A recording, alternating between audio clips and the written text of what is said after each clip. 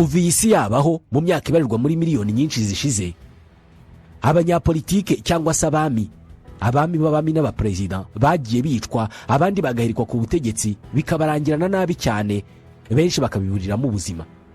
Bamwe baragambaniwe baricwa, barimo nka Jules César n'abandi bagiye batandukanye. Aba ni ab'amateka azi cyane. Mu myaka ya vuba ahangaha hari abaperezida bazwi cyane bishwe ku buryo n'uyu munsi amashusho y'icwa ryabo ushobora kuyabona kuri interinete, ku buryo no kwibagirana kwabyo bizagorana. Hari bamwe bishwe isi yose ibireba.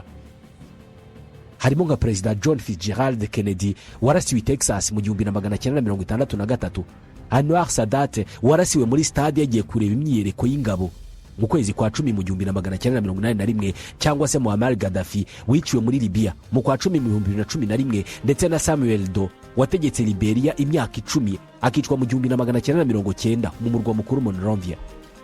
Uyu Perezida Samuel Doe yategetse Liberia kuva mu mwaka w'1980 kugera mu 1990. Iyo bigeze ku kwicwa ko baperezida, we n'umwihariko kubera karazwi ku isi yose, yasize amateka yihariye cyane ku buryo benshi iyo bakimwumva bibuka umuperezida wagarutsweho cyane, ndetse bivugwa ko ari we wapfuye nabi kurusha abandi bose ku isi yose. Yarashimuswe, arashinyagurirwa kandi bikorerwa ku karubanda mu itotezwa n'iyicarubozo rikomeye cyane, ku buryo n'uyu munsi yabaye urugero rw'umutegetsi wo ku rwego rwa perezida wa repubulika wasoje nabi cyane iminsi y'ubutegetsi bwe n'iminsi y'ubuzima hano ku isi. Gusa uyu Samuel Doe nawe ubutegetsi yari amazeho imyaka 10 yabugezeho amaze guhirika ubutegetsi no kwivugana uwari perezida wa Liberia William Tolbert, ndetse aranamwica rwose mu ihirikwa ry'ubutegetsi ryamamaye cyane rimenekamo amaraso menshi. Rero bimwe mu byaranze ubuzima bw'uyu mugabo Samuel Doe, by'umwihariko uko yategetse Liberia imyaka 10 yose kugeza mu 1990 ubwo yicwaga akava ku isi, niyo ngingo yacu y'uyu munsi. Tubahaye ikaze.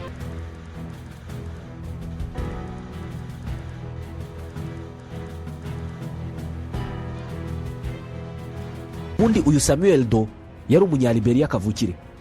Iyi ngingo ntangiriyeho ni imwe mu zihariye zashingiweho byinshi hafi ya byose mu byabayeho mu buzima bwa Samuel Doe, kubera ko ubundi igihugu cya Liberia gituwe n'abaturage bo mu moko atandukanye, ariko ubundi bakabamo ibice bibiri binini cyane bisa n'ibitandukanye abanyaliberia mu buryo bwa nyabwo. Ibi bikomoka ku kuba iki gihugu cya Liberia ari igihugu cyashinzwe maze kigatuzwamo abakomoka ku bacakara bavanywe muri Leta Zunze Ubumwe za Amerika mu mushinga karahabutaka wiswe American Colonization Society ACS, wagaragazaga ko abirabura bari kubaho neza mu bwigenge n'ubwisanzure bari muri Afurika iwabo kuruta muri Leta Zunze Ubumwe za Amerika aho basekuruza babo bari barajyanywe ari abacakara. Uyu mushinga watangijwe kandi ushyigikirwa n'abiyitaga aba-Quakers barwanyije ubucakara cyane, barazwi mu mateka. Ibi byatumye kuva mu 1822 bamwe mu birabura boherezwa muri Afurika mu gihugu cya Liberia. Uyu mushinga wo kohereza abahoze ari abacakara n'ababakomotseho muri Afurika kugira ngo babeho bigenga washyigikiwe na bamwe mu baperezida ba Leta Zunze Ubumwe za Amerika barimo James Monroe ndetse na Abraham Lincoln. Iki gihugu rero cyatangaje ubwigenge bwacyo ku itariki ya 26 y'ukwa karindwi mu 1847, ndetse umurwa mukuru wacyo witirirwa Perezida James Monroe washyigikiye cyane kubaho kwacyo. Kuva ubwo witwa Monrovia. Kandi kuva icyo gihe abirabura bari bavanywe muri Leta Zunze Ubumwe za Amerika nibo bahise bafata ubutegetsi bwa Liberia mu biganza, ndetse babugumana imyaka 133 yose yakurikiyeho kugeza mu 1980 ubwo bakurwagaho na Samuel Doe. Uyu Samuel Doe yari yaravutse mu 1951, ariko we avuga ku banyaliberia kavukire bakomoka ku baturage bari basanzwe batuye muri Liberia kuva mu myaka ya kera cyane, kugeza babonye abandi birabura bavanywe muri Leta Zunze Ubumwe za Amerika babasirimu cyane, babarushaga ubusirimu, baje babasanga bazanywe n'abanyamerika, baza aho ngaho bahita batangira no kubategeka. Rero ibi byateye guhangana no kutumvikana hagati y'abanyaliberia kavukire ndetse n'abanyaliberia bari bavuye muri Amerika. Ibi byari ikintu gihoraho muri Liberia, guhora bashwana. Iki kintu rero Samuel Doe nawe yakibonyemo iturufu ikomeye cyane yagombaga kuzamugeza ku butegetsi. Gusa mbere gato yo gukora ibyo byose, Samuel Doe ku myaka 18 mu 1969 yinjiye mu gisirikare cya Liberia. Akinjiramo ari umusore muto cyane washakaga kugikoresha nk'inzira yo kugira ngo azibonere buruse yo kwiga mu mashuri meza aminuze. Ariko ibitandukanye n'ibyo ntabwo yagiye kwiga, ahubwo nk'umusirikare yoherejwe mu kazi n'imirimo ya gisirikare. gusa yari umusirikare wo hasi uciriritse udafite amashuri yo ku rwego rwo hejuru, kandi uwo mwana utari ufite ubunararibonye buhambaye, ndetse ikiyongeraho yari umunyaliberiya kavukire, bivuze ko atari mu miryango y'abategetsi n'abantu bakomeye bashobora kuzabona ubutegetsi. Mu myaka 10 yakurikiyeho kuva mu 1969 kugera mu 1973, iki gihe cyabaye umwanya kuri Samuel Doe wo kwitegereza neza no kumenya neza icyo ubutegetsi bwari busobanuye, ndetse aranabibona neza rwose. Abona ko we nabo mu bwoko bwe bw'abakrahane bari abanyaliberiya kavukire batari bahawe ikaze mu butegetsi n'ubukungu bw'igihugu. Byose byari mu maboko y'abakomokaga ku bacakara b'abirabura bavanywe muri Amerika, ndetse nawe byaramugaragariraga neza rwose, kuko nk'ubwo mu myaka 10 yamaze mu gisirikare kuva mu 1969 kugera mu 1979, yari akiri ku ipeti ryo hasi cyane, yari sergent. Sina kenshi yazamuwe mu mapeti. Kuri iyo ngingo rero byose niho byatangiriye. Ubundi icyo gihe Liberia yategekwaga na Perezida William Tolbert wari ku butegetsi kuva mu 1971, yakomokaga n'ubundi ku birabura bavanywe muri Leta Zunze Ubumwe za Amerika. Aha rero niho Samuel Doe afatanije n'abasirikare bo mu bwoko bwe bw'abakrahane yatangiye gutekereza gushyira iherezo ku butegetsi bw'abakomokaga kubimukira, nabo bagashinga ubutegetsi bwabo. Nuko byagenze, maze ku itariki ya 12 y'ukwezi kwa 8 mu 1980, Samuel Doe ari imbere y'agatsiko k'abasirikare biganjemo abo muri ubwo bwoko bwe bw'abakrahane, yagabye igitero ku ngoro y'umukuru w'igihugu William Tolbert, maze ahangana n'ingabo zari zishinzwe umutekano we, ndetse arazitsinda rwose. Maze Bwana Doe n'abasirikare bari kumwe binjira mu nzu ya Perezida Tolbert, ndetse muri iryo joro ahita yicwa nta kindi kibayeho. Akimara kwicwa, hahise hakurikiraho ibikorwa byo guhiga uwo ari we wese wari mu butegetsi bwa Tolbert, ndetse n'inshuti ze zose, utibagiwe n'abafatanyabikorwa ba hafi ba Perezida Tolbert. Ni uguhera ku baministre, ku basirikare bakuru, n'undi wese wavugaga rikijyana mu butegetsi bwe. Aba bose barahizwe, barafungwa. Samuel Doe wari ku ipeti rya sergent, ari umusirikare muto cyane uciriritse, abatunguye isi yose, ahirika ubutegetsi, ndetse ahita anatangaza ko akuyeho itegeko nshinga ry'igihugu, maze imiyoborere y'igihugu cyose ihita ijya mu maboko y'itsinda rito ry'aba People's Redemption Council RPC, ryari rigizwe n'abasirikare barimo Samuel Doe wahise wiha ipeti rya general, ndetse n'abandi basirikare 14 bari bafite amapeti yo hasi cyane kimwe nawe, kandi benshi bari mu bwoko bwe. Aba nibo bahise bayobora igihugu, maze bajya inyuma ya General Samuel Doe. Uyu nawe rero ku mategeko n'amabwiriza ahambaye yahize buri wese wari ufite ahuriye na Tolbert, ndetse n'uwari we wese wari kugaragaza ko adashyigikira ihirikwa ry'ubutegetsi, ku buryo hafunzwe abagera kuri 91 bose. Ndetse mu minsi 10 yakurikiyeho, abari abaminisitiri muri guverinoma ya William Tolbert bagera kuri 13 ku mabwiriza ya General Samuel Doe bashyizwe ku biti, bararaswa amanywa ava mu murwa mukuru wa Liberia, Monrovia. Abari muri iyo guverinoma ya Tolbert barishwe, harokoka bake cyane, barimo Madame Ellen Johnson Sirleaf waje no kuba presidente wa Liberia kuva mu mwaka wa 2006 kugera mu 2018. Aba bantu bahoze muri guverinoma ya William Tolbert barasiwe ku karubanda nyuma y'itotezwa n'iyicarubozo rikomeye cyane, maze imirambo yabo ikurwa mu mihanda ya Monrovia irashinyagurirwa bitavugwa. Abantu barumirwa mu ihamuka rikomeye cyane kubera aya mabi. Nyuma yo guhirika ubutegetsi, Samuel Doe yahise atangiza ubutegetsi bwe. Gusa kuri benshi byakomeje kuba ingorabahizi, kandi cyane kuko batiyumvishaga uburyo umusirikare muto w'ipeti rito n'umushahara muto cyane nk'ibya Samuel Doe wo muri Liberia yo mu myaka ya za 70 ubwe ku giti cye yashoboraga kwitekerereza guhirika ubutegetsi, agapanga uwo mushinga kugeza bigezeho. Gusa ibyo abantu bakomeje kwibaza byabaye nk'ibishyirwa hanze n'uhoze ari minisitiri w'ubutabera ku butegetsi bwa Samuel Doe, Bwana Chipu, mu kwa 8 mu 2008, ubwo yari imbere ya komisiyo y'ubwiyunge n'ukuri muri Liberia ku murwa mukuru Monrovia. Yavuze ko abatasi ba CIA aribo bafashije Samuel Doe guhirika ubutegetsi bwa Perezida William Tolbert, ngo kubera ko abatasi ba CIA ni nabo bazanye imiterere y'ingoro Perezida Tolbert yari atuyemo, ngo ndetse banafashije Samuel Doe kuyinjiramo, ndetse umutasi wa CIA ni nawe ubwe wiciye Perezida Tolbert. Gusa ku munsi wakurikiyeho, mu bundi buhamya bw'umuministiri wahoze muri guverinoma ya Samuel Doe, nawe ari imbere y'iyo komisiyo, yavuze ko Amerika itigeze ishyigikira Doe muri coup d'etat ye. Ariko Victoria Tolbert wari umugore wa Perezida Tolbert, mu gitabo yise Lifted Up, The Victoria Tolbert Story, avuga ko mu ijoro umugabo William Tolbert yiciwemo yabonye ikiganza cy'umusirikare w'umuzungu yica Perezida Tolbert. benshi bati yaba CIA cyangwa se undi wese w'umuzungu waba warakoze ibyo ngibyo, ariko ngo bigaragara ko hari abandi bantu bari bihishe inyuma y'ihirikwa ry'ubutegetsi ryakozwe na Samuel Doe, ngo kubera ko ikigero yari ariho mu gisirikare byari kugorana ko akora deal yo guhirika ubutegetsi wenyine, kandi iyo deal gacamo nk'uko bivuga mu mvugo z'iki gihe. Gusa uko byagenda kose amateka yasigaranye izina rya Samuel Doe nk'uwayoboye iki gikorwa kugeza kigeze ku ntego, kandi ahita anatangiza ubutegetsi bwe mu yindi shusho. Mu ntangiriro z'ubutegetsi bwa Samuel Doe yakuyeho amategeko yose ndetse n'itegeko nshinga igihugu cyagenderagaho arikuraho, ahubwo agitegekesha igisirikare, ariko asezeranya abaturage kuzasubiza ubutegetsi mu biganza by'abasivili mu 1985.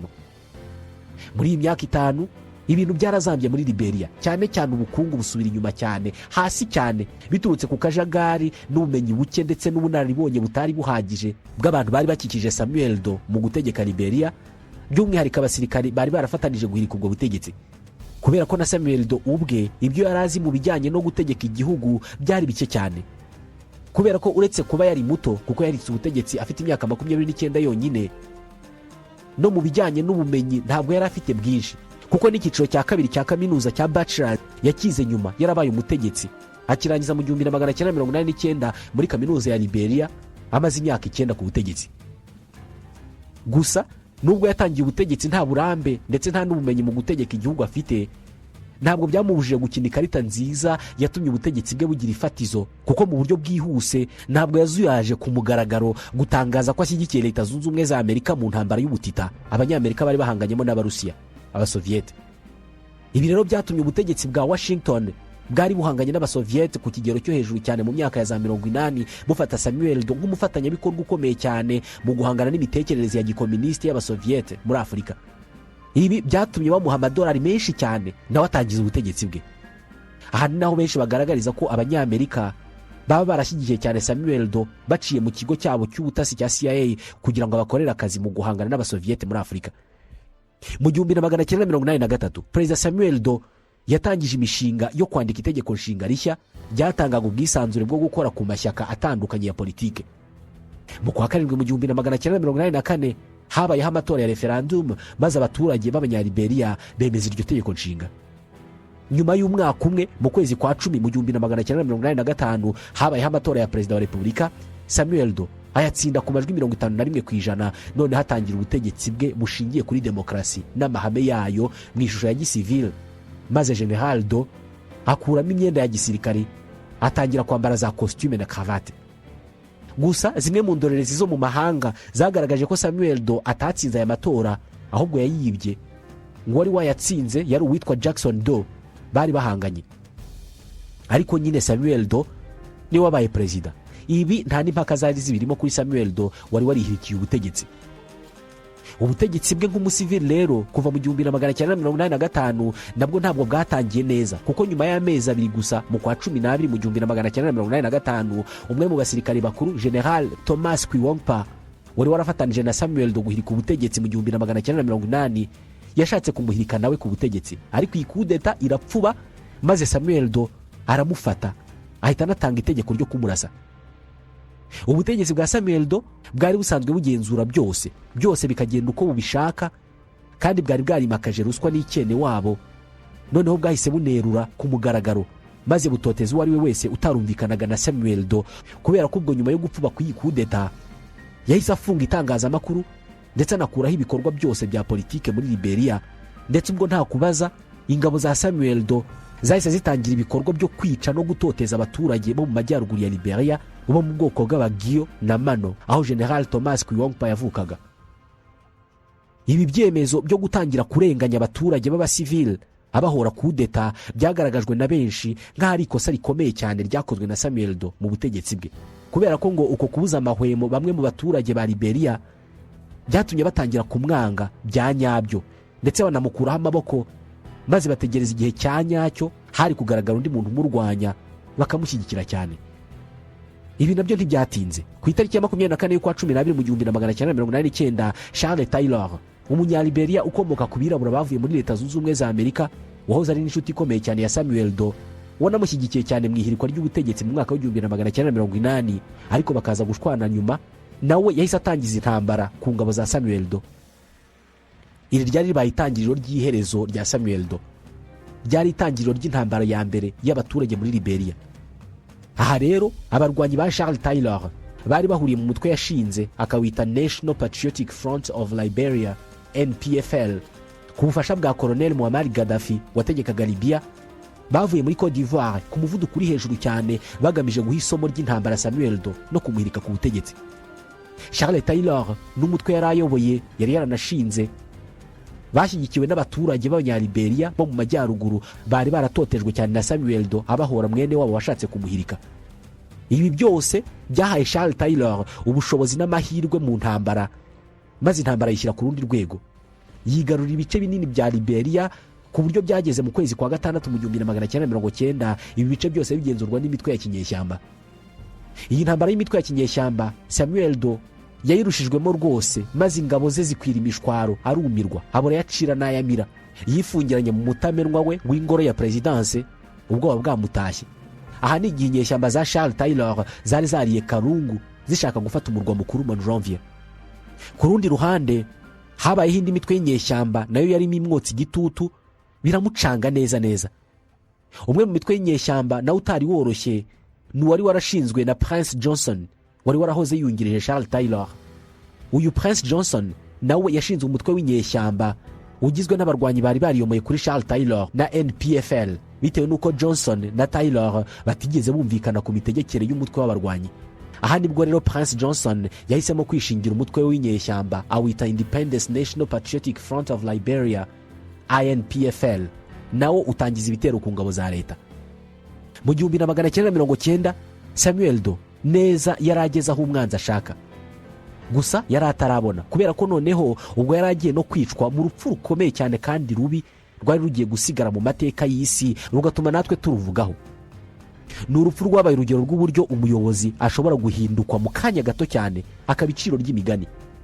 Mu mpeshyi y'umwaka w'1990 inyeshyamba za Charles Taylor zakomeje kotsa igitutu ingabo za Samuel Doe zishaka gufata ubutegetsi, ariko n'ingabo za Prince Johnson nazo zarimo zigarurira tumwe mu duce twari mu nkengero z'umurwa mukuru Monrovia. Samuel Doe nawe ntacyo yari afite yakora, byari byaramaze kumurenga. Ibintu byakomeje bityo, inyeshyamba zigishaka gufata umurwa mukuru ndetse zari zifite na bimwe mu bice byawo, ariko nanone ingabo za Samuel Doe nazo zirwanagaho kugira ngo umujyi utagwa mu biganza by'umwanzi. Ku rundi ruhande muri Liberia hari ingabo z'umuryango uhuza ibihugu by'uburengerazuba bwa Afurika ECOMOG, nazo zari zaroherejwe muri Liberia mu nzira yo gushaka uburyo imirwano yahagarikwa, zikagarura amahoro, zikarinda abaturage b'ibyo bihugu babaga muri Liberia. Ku itariki ya 9 y'ukwezi kwa 9 mu 1990 umuyobozi w'izi ngabo umunyagana Lieutenant General Arnold Quaino yatumye Perezida Samuel Doe kugira ngo baganire ku mutekano n'ahazaza ha Liberia. Ngo ndetse ku murongo w'ibyigwa hari uburyo yari gufashwa n'izo ngabo bagasubiza inyuma ingabo za Charles Taylor, kubera ko nubwo inyeshyamba zari zamaze gufata ibice binini by'iki gihugu, ariko ngo amahirwe yari agihari yo kuzisubiza inyuma. Uyu mugabo Samuel Doe nawe yari yaranze kurekura ubutegetsi, yari yariyemeje guhangana n'izi ngabo kugeza ku munota wa nyuma. General Quaino yatumye Perezida Samuel Doe amwizeza umutekano ku kigero cyose gishoboka. Rero kuri iyo tariki ya 9 y'ukwa 9 mu 1990 mu masaha ya mu gitondo nibwo Perezida Samuel Doe mu modoka ze z'imitamenwa ari kumwe n'abamucungira umutekano yageze ku biro by'ingabo za ECOMOG zari mu mujyi wa Monrovia acungiye umutekano bikomeye. Perezida Doe ahagera harimo habaho gusimburanwa kw'ingabo z'abanyanigeria zari zirangije igihe cyazo cy'uburinzi kuri iyo nyubako, zirimo guhererekanya inshingano n'ingabo za Gambia zari zije kuzisimbura. Mu burinzi bukomeye, Perezida Samuel Doe aherekejwe n'abasirikare be ndetse n'aba ECOMOG yajyanywe mu biro bya General Quaino batangira kuganira ibyo yamushakiraga. Hanze umutekano wari wakajijwe kugira ngo inyeshyamba za Taylor zitamugeraho, ariko mu kanya gato cyane mu gihe General Quaino na Perezida Samuel Doe barimo baganira, habaho igitero gitunguranye cy'abantu batari batumiye muri ibyo biganiro. Muri make bari abashyitsi bagahato. Abo ntibari inyeshyamba za Charles Taylor, ahubwo bari inyeshyamba za Prince Johnson wari wariyomoye ku mutwe w'inyeshyamba za Charles Taylor za NPLF, agashinga umutwe yise INPLF. Uwo Prince Johnson rero n'inyeshyamba ze baje ku biro bya ECOMOG bafite imbunda ziremereye cyane nk'abagiye mu ntambara ya nyayo. Kuri bo Perezida Samuel Doe ntabwo yagombaga kuva aho ngaho. inyeshyamba za Prince Johnson zikihagera zahise zitangira kurasana n'ingabo zari hanze zirinze perezida Do, ariko mu kanya gato ingabo za Liberia zari zitsinzwe kubera ko ntacyo zari gukora imbere y'inyeshyamba zari zariye Karungu. Ubwo noneho hahise hakurikiraho n'urugamba rwo guhangana n'umutwe kabuhariwe warindaga umutekano wa perezida Do, maze mu guhangana gukomeye cyane inyeshyamba zibarasa umwe ku wundi nta kubabarira. Samuel Do wari uri mu biro bya General Arnold Kwaino yahise atahwa n'ubwoba biramurenga, atangira gutitira no kubaza uwari wamutumiye General Kwaino ibitangiye kuba, kandi yari yamwijeje umutekano. Gusa ikindi cyari kikiri ingingo yo kuganirwaho kubera ko ibintu byari byamaze guhindura isura. Inyeshyamba za Prince Johnson hanze zari zimukeneye cyane ku kiguzi icyo ari cyo cyose byagisaba, kubera ko ubwo abari bashinzwe kumurindira umutekano barimo baraswa umwe ku wundi, ari nako inyeshyamba zisatira inyubako zinayinjiramo. Uwayoboraga ingabo za Ikomoge General Kwaino yagiye kureba ibirimo kuba hanze, asanga intambara yarose, intambara yafashe indi isura ya nyayo y'urugamba. Nawe atangira kwihisha. Aho inzu y'igorofa yakoreragamo Ikomoge yari iteretse hari huzuye umwotsi wivanze n'umucanga byaturukaga ku bisasu biremereye cyane byaraswaga n'inyeshyamba za Prince Johnson. Gusa mu bwenge bwinshi abarwanyi ba Prince Johnson ntabwo bigeze barasa ku ngabo za Ikomoge, oya barasaga abashinzwe umutekano wa perezida Samuel Do.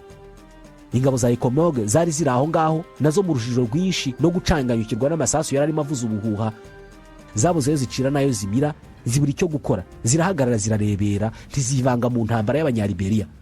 Uretse ko zitari zinafite icyo zikora kubera ko mu rusaku rwinshi n'induru ntagereranywa inyeshyamba mu mubare munini ushoboka zari zariye Karungu zishaka perezida Samuel Do. Abasirikare ba Ikomoge ntacyo bari gukora. Inyeshyamba zakomeje kurwana kugera zinjiye mu nzu yakoreragamo ingabo za Ikomoge, zirasaba abashinzwe umutekano wa Do bose kugeza ku wanyuma, birangira nawe bamuguyeho mu byumba yari yagerageje guhungiramo, ziramufata. Ako kanya Samuel Do yari afite ubwoba bwinshi yenda kugwa igihumure. Inyeshyamba nazo mu byishimo byinshi bivanze n'umujinya zarimo zimukurura nk'abahigi bafashe inyamaswa. Ako kanya izi nyeshyamba zahise zimwambura imyenda yose yari yambaye, zimukuramo imitako myinshi ya zahabu n'indi ya gakondo yari yambaye, maze nta gutinda ako kanya zimurasa amaguru ziyahindura ibirere, maze Do nawe indura yihumunwa, arataka cyane, aratabaza bidasanzwe, ariko nta butabazi yashoboraga kubona. Yari yamaze kugera mu maboko y'abarwanyi batagira impuhwe n'imbabazi bashakaga ubuzima bwe ku kiguzi icyo ari cyo cyose byasaba. Byihuse aba barwanyi ba Prince Johnson bahise bamusohokana bamutwaye mu maboko atabasha kugenda, baragenda bajugunya mu modoka, bamuvana mu nyubako y'ingabo za Ikomoge, bamujugunya mu modoka aho ngaho. Ku isi yose nta muntu n'umwe wari uhari wo kumukiza. Inyeshyamba za Prince Johnson zamufashe zimaze kwivugana abashinzwe umutekano we bagera kuri 80. Umunyagambi wari uri aho ngaho Captain Coker abigarukaho nyuma yaragize ati bwari ubwicanyi muri ku rwego rwo hejuru, ntabwo yari intambara. Aha yashakaga gusobanura uko inyeshyamba zishe abashinzwe umutekano wa Samuel Do mu buryo bukomeye cyane butarimo imbabazi na nke. Ubwo rero izo nyeshyamba zimaze gufata Samuel Do zamujyanye mu birindiro byazo, aho zari zigiye kumukorera ibikorwa bikomeye cyane ngo byari bigiye kugaragaza ko Samuel Do atari afite imyuka n'izindi mbaraga ngo zashoboraga gutuma ntacyaba, kuko byizerwaga n'abanyaliberia benshi. Bavuga ko ngo iyi myuka yatumaga ntacyaba ngiri mu byatumaga abantu bamutinya. Aha rero ubwe wenyine nta muntu wo kumutabara wari uhari. Mu birindiro by'izi ngabo za Prince Johnson, na Prince Johnson ubwe ahibereye yategetse abarwanyi be guca amatwi perezida Do.